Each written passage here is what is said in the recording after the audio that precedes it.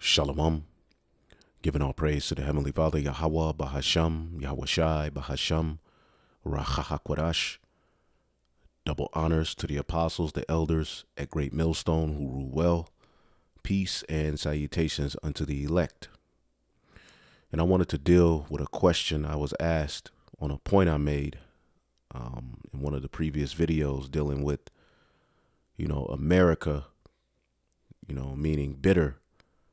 All right. And also here in this letter that Jeremiah wrote to the captives at Babylon, here in Jeremiah, the 50th chapter, which we know this Babylon that Jeremiah is speaking of, okay, is not speaking of ancient Babylon. All right. But when you read the letter, what we're going to find out is that it's actually speaking of the destruction that's coming to this Babylon. And we are those captives at Babylon to whom this letter would be read by in the latter days for comfort. All right. Now, when you go into this chapter, all right, and we'll get into it, Jeremiah 50 and 21, it says, go up against the land of Marathaim. All right. And what I brought out, which we'll get into it, the word Marathaim, okay, double rebellion, and it's another name for Babylon. Okay, but when you go to the root word, okay, Mara, all right, within the name America, all right, it's rooted in this very word. And what does that mean? Bitterness. So for years, the apostles, in specific, Apostle Gabar would speak on how America meant bitter. All right. And I remember one day the Spirit jumped on me to go through it. And I did a lesson on it, but the Spirit has jumped on me to go through it again. It adds some points to it. Now, when you read Jeremiah, the 51st chapter, the 50th chapter, and some of the 49th chapter, okay, this is a letter. Okay, as you can read here in Jeremiah, the 51st chapter, this is a letter that Jeremiah sent. Okay, right here, Jeremiah 51 and 59. As a matter of fact, just start here at 58. It says, thus saith Yahweh of hosts, the broad walls of Babylon shall be utterly broken, and her high gates shall be burned with fire. And the people shall labor in vain, and the folk in the very fire, and they shall be weary. Now, when you look at how ancient Babylon was taken down, okay, there were some skirmishes, but pretty much when you read Daniel, the 5th chapter, okay, pretty much that Neo-Babylonian empire was what? Daniel 5 and 28, as they were partying, there came a hand writing, all right, on the wall as they were partying, and the only one who could break it down was Daniel. And as he broke it down, he pretty much told him, the Most High have numbered your kingdom and finished it. You are weighed in the balances. Thy kingdom is divided, and give it into the Medes and Persians. Okay, and that's what happened. Okay, Darius the Mede took the kingdom, all right, and pretty much it was divided, all right. There was no fire involved. There was some skirmishes where people died, all right, but that's pretty much it, okay. When you look into how ancient, all right, the ancient Neo-Babylonian empire fell, because you have Babal that goes back to Nimrod. Then you have the Neo-Babylonian empire ran by the Assyrians, and then you have Babylon the Great, all right, which is the final captivity for the Israelites, and it will be subject to the damnedest of judgments by fire.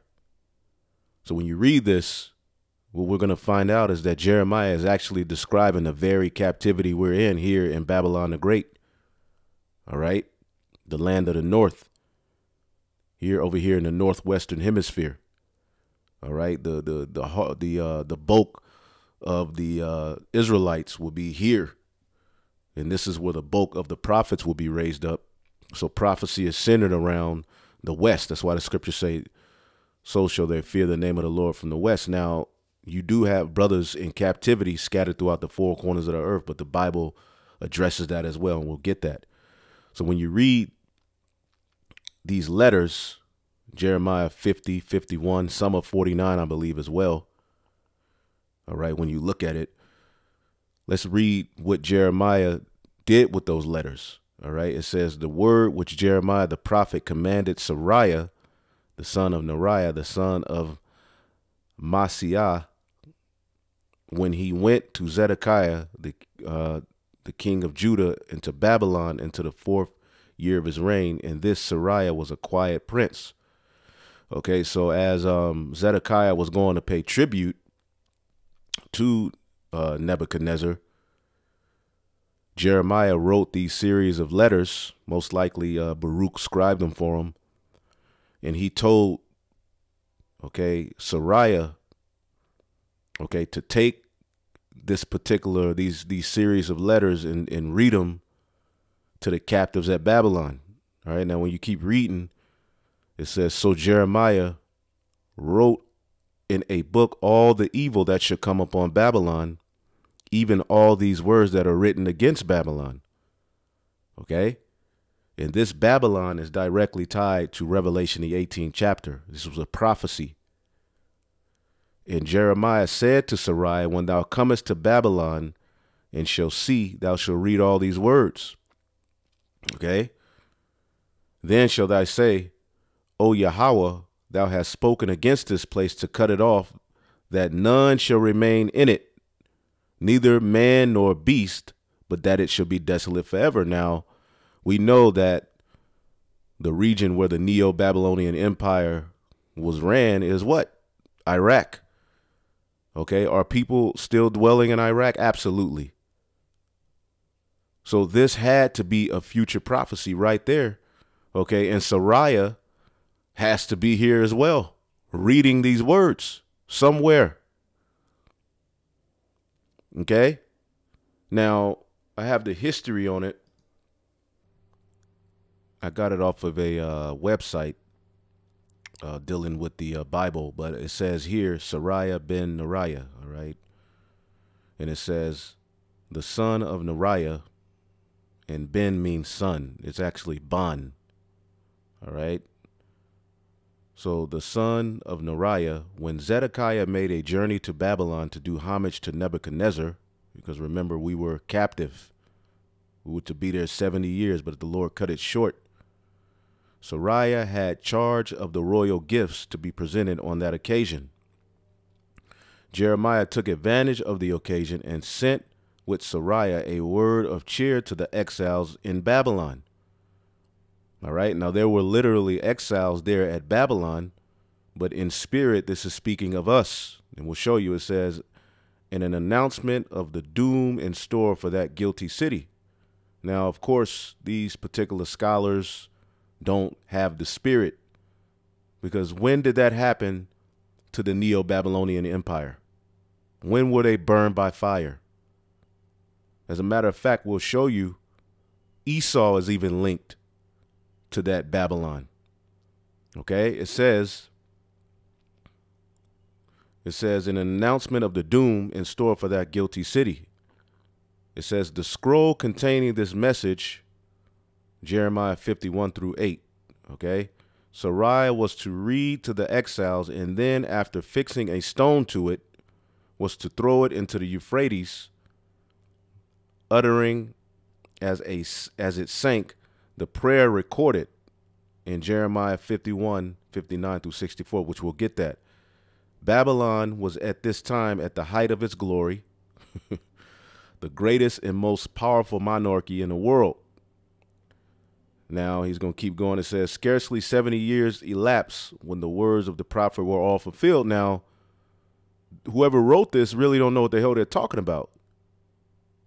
Because as we're going to read to you, this particular Babylon that fell, we just read in Daniel the 5th chapter how that fell. So that wasn't fulfilled here, okay, at this time. It says, Jeremiah 51 and 59 is rendered in the Revised Version. Now Sariah was chief chamberlain instead of was a quiet prince. as in the authorized version. So that's that. Now let's go here real quick, because these Edomites, they be writing these things and they be trying to escape judgment. But when you go to Jeremiah 49,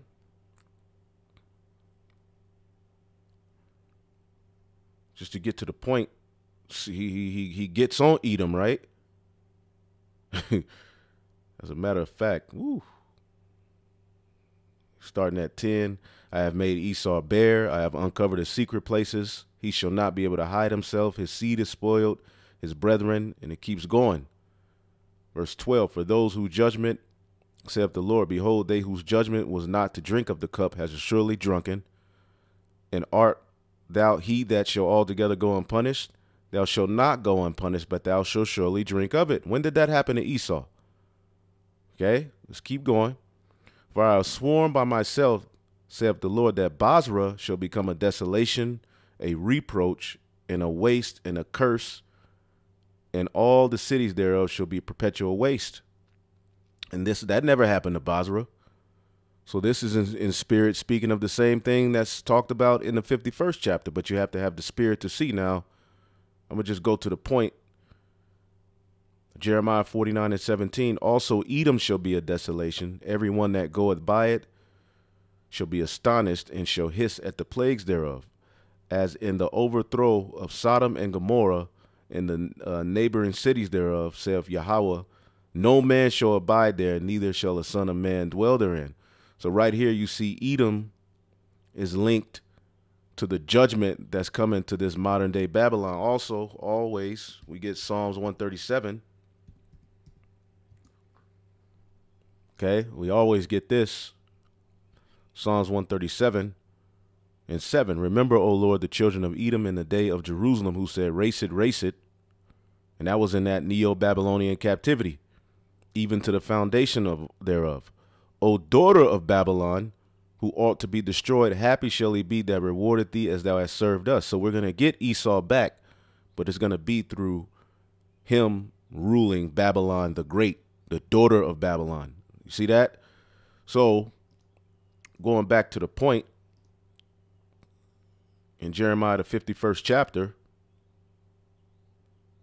in the 60th verse, so Jeremiah wrote in a book all the evil that shall come upon Babylon, even all these words that are written against Babylon. And Jeremiah said to Sariah, when thou comest into Babylon, which he did go back then, all right, but we know that which is then is now. Sariah would have to be here today, and shall see and shall read all these words. Then shalt thou say, O Yahweh, thou hast spoken against this place to cut it off, that none shall remain in it, neither shall man or beast, but it shall be desolate forever. And it shall be, when thou hast made an end of reading this book, that thou shalt bind a stone to it and cast it into the midst of the Euphrates. And thou shalt say, thus shall Babylon sink, and shall not rise from the evil that I will bring upon her. And they all shall be weary. Thus are the words of Jeremiah. So Jeremiah gave these series of letters to Sariah. Okay, to Sariah. Let's look up what that means. Sariah, Yahweh is ruler. Okay. Son of Moriah, a messenger sent to the by the prophet Jeremiah to Babylon with a book of his writings. All right. So to put everything in, link it all together. All right. I mean, we could start at 1 and read down and jump to the point. Okay. Jeremiah 50 and 1, the word that Yahweh spake against Babylon and against the land of the Chaldeans by the Jeremiah the prophet. Now we know Isaiah the 47th chapter, okay, sit down in the dust, O virgin daughter of Babylon, and it also calls it the daughter of the Chaldeans. All right, so that's speaking of Babylon the Great, which who runs Babylon the Great? Not Japhet, it's Esau. Esau is the end of the world, man. So this letter was literally written to you here, letting you know how your final captivity will go out. right? Declare ye among the nations, and publish and set up a standard. Publish and conceal not. Say, Babylon is taken, Baal is confounded, Baal. All of these gods are back here today. Merodach is broken in pieces. Her idols are confounded. Her images are broken in pieces. And that was the chief deity worshipped in ancient Babylon. All right, along with a bunch of other ones, man. But Marduk was kind of like the top god amongst all of, 300 and something gods. Okay, and all of that stuff is back here today, man. His daughter, actually, Merodach's daughter, was actually known as one who would torture children in their dreams. And if you look at a lot of Esau's movies, that spirit is projected, man. So all of that stuff goes back to Babylon. Freddy Krueger, all of these things go back to Babylon, man. Okay? For out of the north there cometh up a nation against her, all right, the northeastern hemisphere, Russia, which shall make her land desolate, and none shall dwell therein. They shall remove, they shall depart, both man and beast. All right, in those days and in that time, before Russia does that, saith the Lord, the children of Israel shall come, they and the children of Judah together, all 12 tribes, going and weeping. They shall go and seek the Lord their God. Are not we doing that? This is speaking of the remnant, okay? In specific here in Babylon, but scattered throughout the four corners of the earth as well. They shall ask the way to Zion with their faces thitherward, saying, come, let us join ourselves unto Yahweh in a perpetual covenant that shall not be forgotten. All right, is that not what we're doing?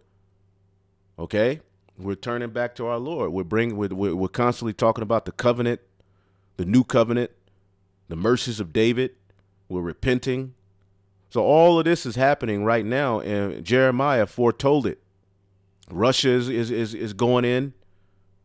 It talks of, then it goes into how my people have been a lost sheep. So when you read this, Jeremiah 50:8, remove out of the midst of Babylon and go forth out of the land of the Chaldeans. All right, verse 9, for I will raise up and cause to come up against Babylon an assembly of great nations. Did that happen to the Neo-Babylonian Empire? No. From the north country. Now we read Ezekiel 38, and these particular nations are all going to join together, as well as the EU and NATO countries, and they can shoot missiles on America. All right. World War III is going to be going on as well. And that's going to be the time of our deliverance. Okay. It says that in Revelation, the 11th chapter. All right. The great voice said, come up hither, and a great earthquake destroyed Babylon the Great, where we were held captive, man, in a dead state, but woke up. Okay, it says, and they shall set themselves array against her. From thence shall she be taken. Her arrow shall be as of the mighty expert man. None shall return in vain. And this is speaking of missiles. See, that didn't happen to the Neo-Babylonian Empire and the Chaldeans at that time. They were taken down and their land was parted amongst the Medes and the Persians. Okay, now it says, okay, because you were glad, because you will rejoice, O you destroyers of mine heritage, because you are grown as fat as the heifer at grass and the bellows at bull. So this is speaking of Esau. As a matter of fact, Isaiah, the 47th chapter. Okay, the virgin daughter of Babylon. That's what the same thing. Isaiah 47:6, I was wroth with my people, have polluted mine inheritance, and given them into thine hand. Thou didst show them no mercy. Upon the ancient hast thou verily laid thy yoke. And thou sayest, I shall be a lady forever. You've got rich. All right. You've been able to go throughout the planet Earth with no judgment, wiping your mouth as if you didn't do anything, like a harlot, a whore. So that thou didst not lay these things to thine heart, neither didst thou remember the latter end of it. Okay? So you didn't think about the latter end of your actions. Okay? You grew as fat as the bellows, you wax fat. Now, as you keep reading, just get to the point to tie it all together. Ooh. Verse 20, in those days and at that time, said the Lord, the iniquity of Israel shall be sought for, and there shall be none, and the sins of Judah, and they shall not be found, for I will pardon them and will and whom I reserve. And we're going to be delivered. Now, here's the point. Go up against the land of Marathaim, even against it, and against the inhabitants of Pekod. Waste and utterly destroy after them, saith the Lord, and do according to all that I have commanded thee. So when you get this word, as I showed you, it's just a code name for Babylon. Pekod as well is a code name for Babylon, but we're going to focus on Marathaim, because within Marathaim is the word Mar, which goes back to what? America. That's what we're getting ready to show you. Okay, Marathaim. And there's so many other points in that Jeremiah 50 and 51, but I'm going to stick to the point. Now, Marathaim, as we showed you, it means double rebellion. Okay? Just like Miriam means rebellion. As a matter of fact, let me show you that. For bitterness.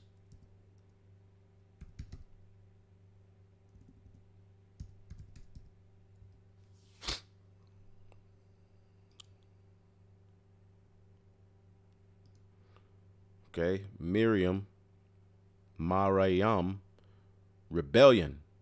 Okay, rebellion. All right. So, like, if you know somebody named Maria, that means bitterness or rebellion, man. Maria. Okay, and that root is in America, which goes back to Amerigo Vespucci. Now, Marathaim, double rebellion, another name for Babylon. When you go to the root here, okay, Mara, mar, bitterness, and of harlots end of wickedness. And we know, according to the Holy Scriptures, the harlot in Revelation the 17th chapter that sitteth upon many waters, the mother of all harlots, is Babylon the Great. So all of this ties in together. End of wickedness. Esau is the end of the world. Now, I'm going to just go through this real quick. How did America get its name? Today, America celebrates its independence. Our founding fathers drafted the adopted Declaration of Independence, declaring America's freedom from Great Britain and setting in motion universal human rights. Yeah, okay. While the colonies may have established it, America was given a name long before. America is named after Amerigo Vespucci. See, the Lord had it all planned out. And Jeremiah prophesied of this. Okay, the Italian explorer who set forth, all right, the then revolutionary concept that the lands that Christopher Columbus sailed to in 1492, all right, were a part of a separate continent. Okay, it says a map created in 1507 was the first to depict this new continent with the name America, a Latinized version of Amerigo. Amerigo. All right, so these devils were going throughout particular lands, rape, robbing, and murdering. And they had the doctrine of discovery. Christians, right? Christian Edomites, okay, coming in the name of Jesus, you know, stealing, rape, robbing, and murdering, man. John Calvin knows a thing or two about that, vocab Malone. And this goes into prophecy. Psalms 49 and 11, their inward thought is that their houses shall continue forever, and their dwelling places to all generations. They call their lands after their own names. See that? They go throughout the four. Even the elements are named after them. The planets are named after their gods. Okay? Leoscipius Africanus. They took these lands and pretty much put their names on them, as the scriptures say. Okay? They called their land after their own names, and that's what they did with America. Now, It's in the Italian root. Okay, I just typed it in here. English is bitter. Amaro, okay, in the Italian is how you would say that. All right, you go to the Spanish. Bitter. Amargo. Okay, amargo. Bitter. What do you see in there? Mar. Okay. Amargo. Okay. And also when you go into the scriptures and you look up myrrh, myrrh means bitter. As a matter of fact, myrrh, we know it as the resin that comes from the trees, but I'm just jump to the point. From the Greek myrrha, from a Semitic source, compared Akkadian muru, Hebrew mar, Arabic myrrh, from the root meaning was bitter.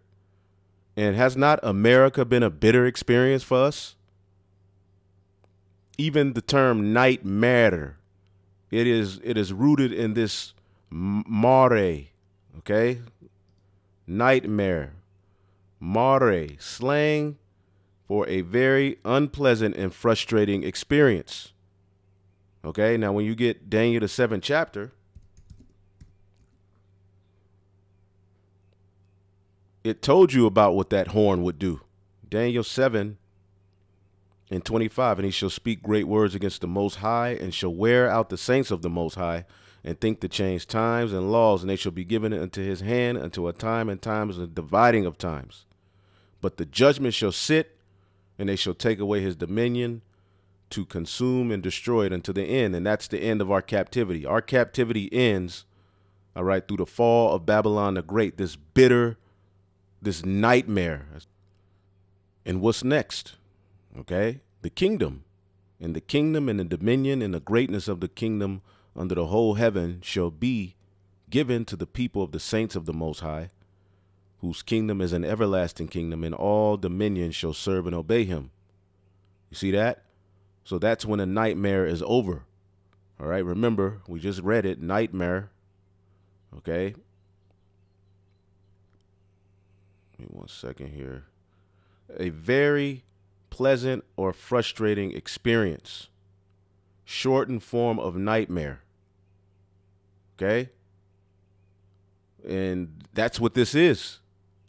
That's why it says here in Psalms 126:1, when the Lord turned again the captivity of Zion, we were like them that dreamed. Then was our mouth filled with laughter and our tongue with singing. Then they said among the heathen, the Lord have done great things. All right. Now, this is Job 10:1. My soul. Now, Job represents the nation of Israel. My soul is weary of my life. I will leave my complaint upon myself. I will speak in the bitterness of my soul. And we have this is a very bitter, especially once you know and understand the truth, it becomes very bitter. Okay, as the scriptures say, when you ingest this word, it's sweet in your mouth, but when you taste this word, it's sweet. But when you digest it, it becomes bitter in your belly. Because it's like, damn, we went off. Damn, these heathen ruling over us. Damn, it ain't supposed to be that way. You start to judge things and look at things differently. But even what we went through before we woke up as a nation was bitter. See, and that word bitterness,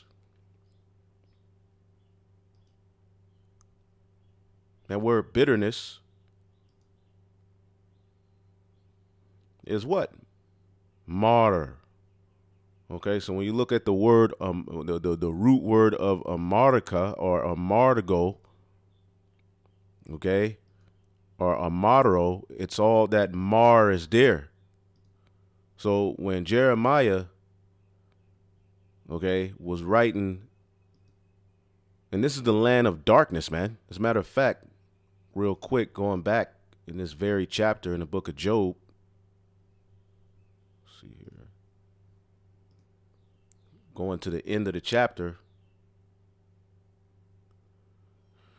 it says, verse 21, Job 10, before I go whence I shall not return even to the land of darkness and the shadow of death. That's here in America. a land of darkness as darkness itself, and of the shadow of death without any order where the light is as darkness. This is a bitter experience for us, especially if you're spiritual. All right. If you in the spirit of Yahweh Shem Yahshua, this is a bitter experience. Why? Because it's no order. I mean, as Jeremiah described it,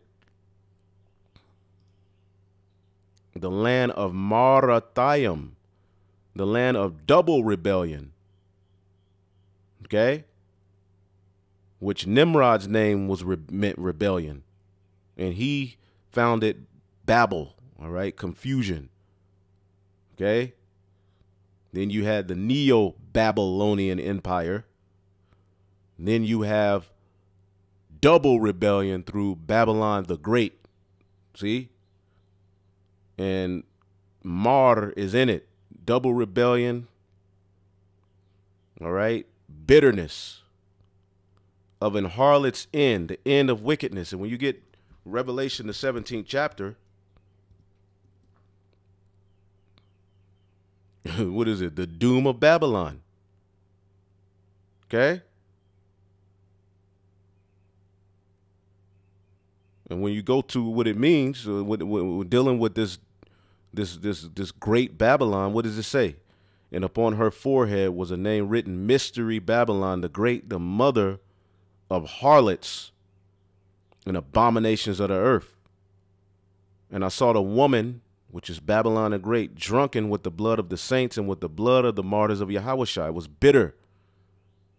Okay, going back to Rome and the revival of Rome. This is the revival of ancient Rome. And when I saw her, I looked and wondered with great admiration, because she comes off as this wholesome, you know, but when you really go into what she is, she's a harlot, the mother of all abominations on the earth, man. So of a harlot's and the end of wickedness. Esau is the end of the world, and Jacob is the beginning of it that followeth, man. And in our captivity, in various different nations, it was known as bitter. How much more this one? Lamentations 1 and 4. Now, this is when the Neo-Babylonian Empire rolled on us and took down the temple. It was a famine, sent us judgment. Verse 4 says, the ways of Zion do more, because none come to the solemn feast. All her gates are desolate. Her priests sigh. All her virgins are afflicted, and she is in bitterness. See? So bitterness is tied to captivity, man. You see? And this is the final captivity, man. And the Lord just so happened to name it America. See that? The Lord just so happened to name this place America, which goes back to Amar or Amargo, which ultimately is bitter. So yes, America does mean bitter. And what makes it even more interesting is what the Lord put the spirit on Jeremiah, okay, to you know, hey, as he came, you know, what did he say? As these nations that go up against the land of Marathaim, even against it, against the inhabitants of Pekod, which, you know, that's another name for it too. All right, to keep, you know, to make stumbling blocks, because people, you know, the Lord works like that, man. Hold up. Pekod means what? Pakadawad, visitation, and this place is going to be visited. Okay? A people in the Babylonian army, a tribe in the southeast Babylonian and bordering Elam. It says here, a symbolic name for Babylon. So their army is going to be visited, man.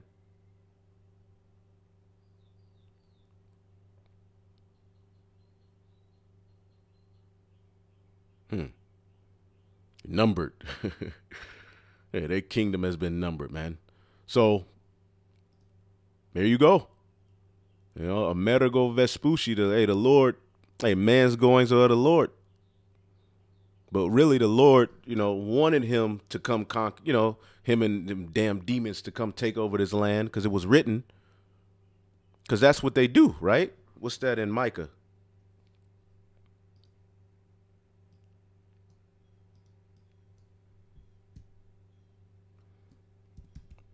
Micah, the 2nd chapter. Woe to them that devise iniquity and work evil upon their beds. When the morning is light, they practice it because it is in the power of their hands. And they covet fields and take them by violence, and houses and take them away. So they oppress a man and his house, even a man and his heritage. Okay? So they lie to you. They take your land. They remove the landmarks, which is against the law. They oppress you. Then they oppress who you really are and feed you what? Pseudoscience. So this place is bitter unto all nations, man. So when you read these letters in Jeremiah, 49, 50, 51, all right, this is speaking to you. Okay? The sound of battle is in the land. Okay? And of great destruction. We're hearing of those wars and rumors of wars because it's getting ready to lead to Marathiam getting destroyed. Amaraka being destroyed. This bitter captivity being destroyed. How is the hammer of the whole earth cut asunder and broken? How has Babylon become a desolation among the nations? This is what's coming. These nations are getting ready to come up against you.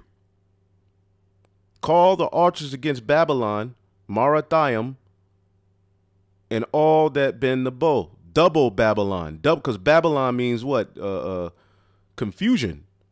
This is double confusion. They took everything further. Double rebellion, man. So you would have to read the rest on your own. Hey, Jeremiah 50 and 46. At the noise of the taking of Babylon, the earth is moved, and a cry is heard among the nations, which takes you right here. That didn't happen at the time of the Neo-Babylonian Empire. That's happened. This is described in Revelation, the 18th chapter. Revelation 18 and 9. And the kings of the earth who committed fornication and lived deliciously with her shall bewail her and lament for her when they shall see the smoke of her burning. All right, standing afar off for the fear of her torment, saying, Alas, alas, that great city Babylon, that mighty city, for in 1 hour is thy judgment come. And we are citizens of this big, gigantic city that's divided into 10 parts by what? The zip code starting at 0 all the way to 9. The 10 FEMA regions. This place is going to be destroyed, man. And when it is destroyed, this is that laughter that's going to be in our heart after that nightmare. So it said we were like them that dreamed when the Lord brought us up out of this place. So what are we going to do? Verse 20, rejoice over her, thou heaven, and ye holy apostles and prophets, for God have avenged you on her. Showing you the apostles and prophets would be in Babylon. And a mighty angel took up a stone like a great millstone and cast it into the sea, saying, thus with violence shall that great city Babylon be thrown down, and it shall be found no more at all. All right. Just like Sariah was told in Jeremiah 51, all right, after he finished reading those words,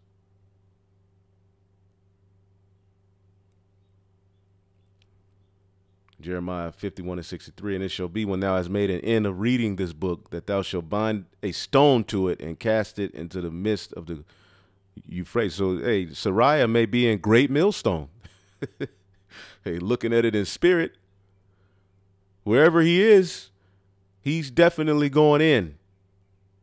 He's bringing the end of, he's prophesying the end of Babylon, man. So I just wanted to bring that out. I mean, there was more. Here's the other video I did on it. America. Oh, I have it on private. But I'll make it available. I'll just put the link in there because I went into probably some more on that one. So that's it. I just let you know here. America is a Latinized version of Amerigo. Okay. And And the Spanish is amargo, all right, which means bitter. Let's go to Latin. Boom. And when you go to the Latin, bitter, amara, amara. See that? So America, on down the line, it became America, but that's what its root, goes back to, man. So this is that bitter captivity, and we're at the end of it, man. Shalom.